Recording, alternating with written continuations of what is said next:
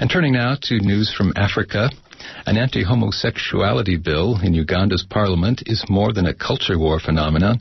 If passed, it's apt to have a role to play on the larger stage of Ugandan human rights politics. KPFA's Kellia Ramares has the story. The Anti-Homosexuality Bill is known colloquially as the Hang the Gays Bill. It has yet to be debated in Uganda's parliament, but it is still causing worldwide controversy. The bill envisages gay men and lesbians being sentenced to life imprisonment for having sex. In cases of sex with minors or sexual acts leading to HIV infection, the penalty would be death.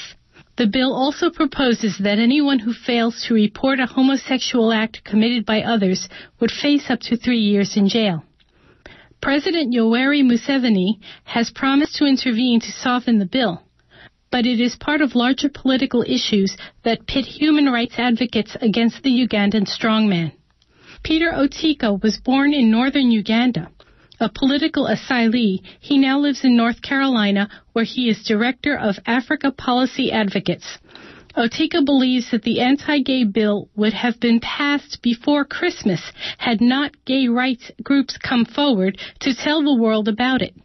But he still thinks Uganda's President Museveni will try to get some kind of anti-gay legislation passed despite Western disapproval for political reasons.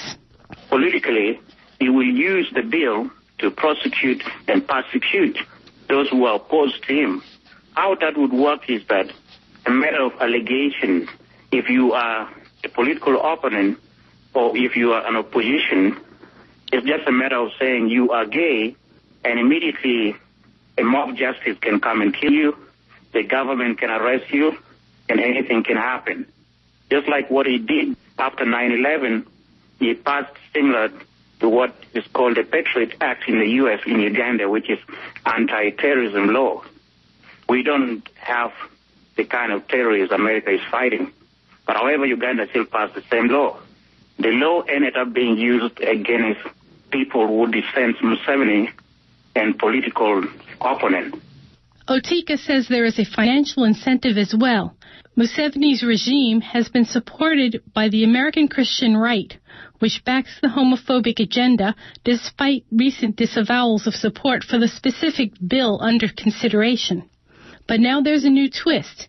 Commercially viable quantities of oil have been recently discovered in the nation's Lake Albert region.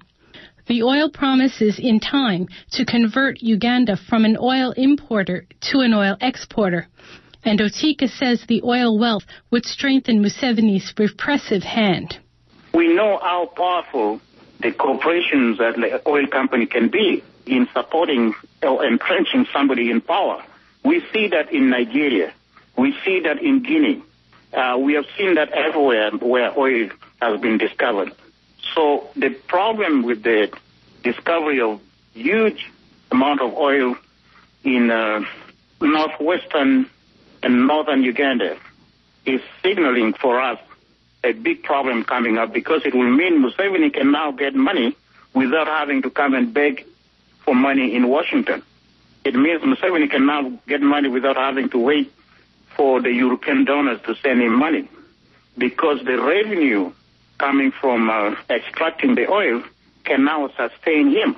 He can use it to get more weapons. He can use it for anything. If he has the resources, there is no way somebody can stop him. That means he can do anything without having to wait for somebody to support him. So the anti-gay agenda can easily go through. Museveni had already changed the constitution to eliminate term limits. I'm Kellia Ramares, Pacifica Radio, KPFA, Berkeley.